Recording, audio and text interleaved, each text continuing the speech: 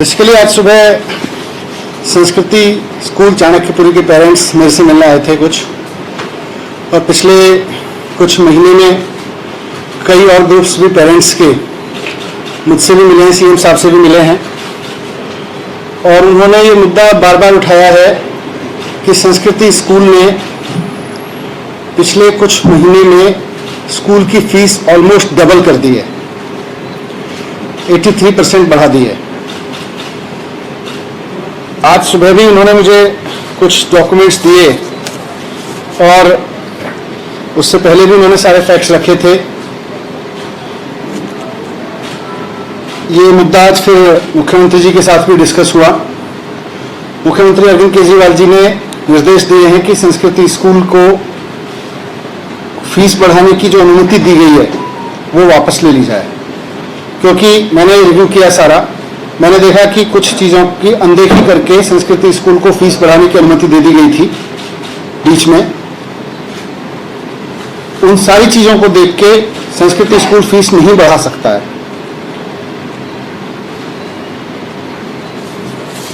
इसलिए आज मैंने भी ऑर्डर कर दिए हैं कि अब संस्कृति स्कूल को जो फीस बढ़ाने की अनुमति दी गई थी उसको वापस ले लिया जाए, और इसका ऑर्डर जारी किया जा रहा है। पेरेंट्स ने जो तथ्य दिए वो महत्वपूर्ण है। इसमें सबसे महत्वपूर्ण है कि एक गैप होता है, बेस्ट अकाउंटिंग प्रैक्टिसेस की एक टर्मिनोलॉजी है जो सब जगह यूज होती है। इसको जनरली एक्सेप्टेड अकाउंटिंग प्रैक्टिसेस, उसके तहत अकाउंट्स मेंटेन करने होते हैं, उसी के तहत ऑडिट कराना होता है। तो स्कूल ने गैप के तहत अपने अकाउंट्स मेंटेन करके उनका ऑडिट नहीं कराया हुआ है, ये गलत है। दूसरा, 2018 में दिल्ली सरकार ने एक ऑर्डर पास किया था संस्कृति स्कूल को लेके, जिसमें कहा गया था कि 17-18 की फीस बढ़ाने की जो उसमें अनुमति उसने मांगी थी वो रिजेक्ट की जाती है, और उसको रिजेक्ट करने का मेन ग्राउंड था कि उसके पास में सरप्लस अमाउंट था।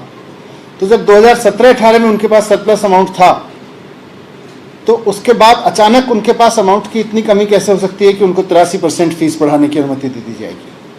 17-18 का अकाउंट्स का उनका जो फीस का प्रपोजल था फीस बढ़ाने का, उसको रिजेक्ट करते हुए दिल्ली सरकार ने उनको कई निर्देश दिए थे अकाउंट्स मेंटेनेंस के, पेमेंट्स के।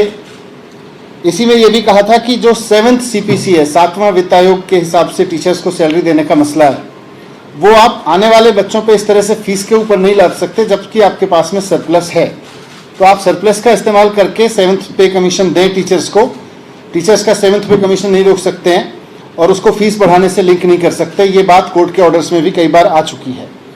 तो उनको कहा गया था कि बचे हुए सरप्लस का इस्तेमाल करके 7th पे कमीशन दें। स्कूल ने उसको फॉलो नहीं किया। एक और इम्पॉर्टेंट है कि जब स्कूल कोई रिकॉग्निशन की परमिशन मांगता है कभी भी, तो उसको 3 महीने की टीचर्स की सैलरी रिजर्व में दिखानी होती है कि हमारे पास में कुछ भी परिस्थिति हो, लेकिन 3 महीने की सैलरी हमारे पास में रिजर्व में है। सरप्राइजिंगली अब स्कूल दावा कर रहा था कि ये जो रिजर्व है इसको भी स्कूल फीस के रूप में चार्ज करने की अनुमति दे दी जाए, जबकि जब स्कूल रजिस्टर्ड हुआ था या रिकॉग्नाइज हुआ था उस वक्त से वो पैसा तो उनके अकाउंट में रिजर्व के रूप में रखा होना चाहिए। उसको बच्चों से चार्ज करने की अनुमति फीस के रूप में अभी कैसे दे सकते हैं, पेरेंट्स से चार्ज करने की अनुमति कैसे दे सकते हैं। अनिल देव सिंह कमेटी जो बनी थी उसके तहत आपको याद होगा कि दिल्ली सरकार ने आदेश देके बहुत सारे स्कूलों से 2009, 10, 11, 12 में जो फीस एक्स्ट्रा ली गई थी वो लौटवाई थी। अब स्कूल चाहता है कि 2009, 10, 11, 12 में जो उसने एक्सेस फीस ले ली थी, जिसको सरकार ने आदेश जारी करके वापस कराया था, उसको भी खर्चों में दिखाया जाए और अब बच्चों से फीस के रूप में चार्ज करने की अनुमति दे दी जाए। तो ये कैसे हो सकता है? जो फीस आपने 5-6 साल पहले ज्यादा ली थी उसको वापस करने के आदेश दिए गए। अब जब आपने वो वापस दी तो उसको आप अगले बच्चों के फीस में जोड़ के खर्चे में नहीं दिखा सकते। इसी तरह से अकाउंटिंग प्रैक्टिसेस में सुप्रीम कोर्ट के ऑर्डर्स हैं कि हर एक स्कूल जो डेवलपमेंट फंड चार्ज करेगा वो DRF के नाम से, DFR के नाम से अलग अकाउंट में जमा कराएगा। स्कूल ने DFR में अपने अकाउंट में डेवलपमेंट चार्ज तो लगातार चार्ज करता रहा, लेकिन डीएफआर में जमा नहीं कराया था, डीएफआर अकाउंट अलग से नहीं खोला था। सरकार ने जब 2017-18 में उनका ऑडिट किया तो उनको आदेश दिए कि आपको डीएफआर में आपको ये पैसा जमा कराना पड़ेगा, तभी इसको फीस के रूप में कंसीडर किया जाएगा। उसके बाद से उन्होंने खोला, लेकिन उनकी डिमांड थी कि जो हमने पहले डेवलपमेंट के नाम पे पैसा इकट्ठा किया उसको सरप्लस ना माना जाए, उसको डीएफआर में मान लिया जाए। तो वो तो ऐसे सुप्रीम कोर्ट के ऑर्डर के बाद नहीं माना जा सकता। इसी तरह से और भी कई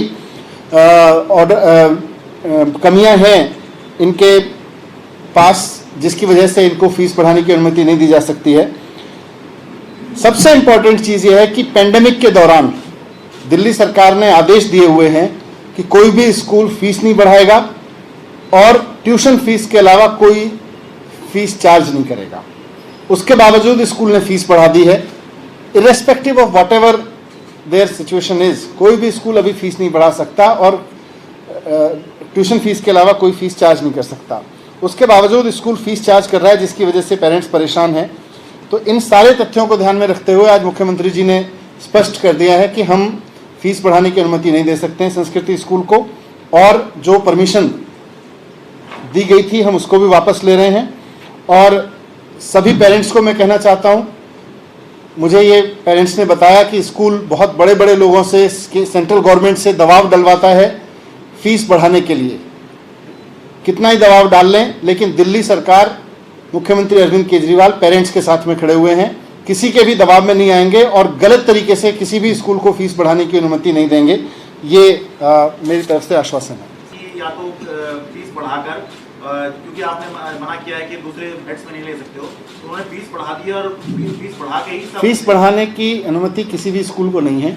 जो भी, और ख़ासतौर से आप पेंडेमिक के वैसे भी सरकार ने बहुत सेलेक्टेड अकाउंट्स चेक किए थे पिछले 4-5 साल में, 3 साल में, और जिन जिन के अकाउंट्स में देखा गया कि उनके पास पैसा नहीं है उन्हीं को दी जा सकती थी अनुमति भी, पर पेंडेमिक के दौरान तो किसी को भी फीस बढ़ाने की अनुमति नहीं है। इसलिए ये जो भी कर रहा है गलत कर रहा है। ऐसे कई मामले मेरे सामने आए हैं, उनके खिलाफ में एक्शन लिया जा रहा है।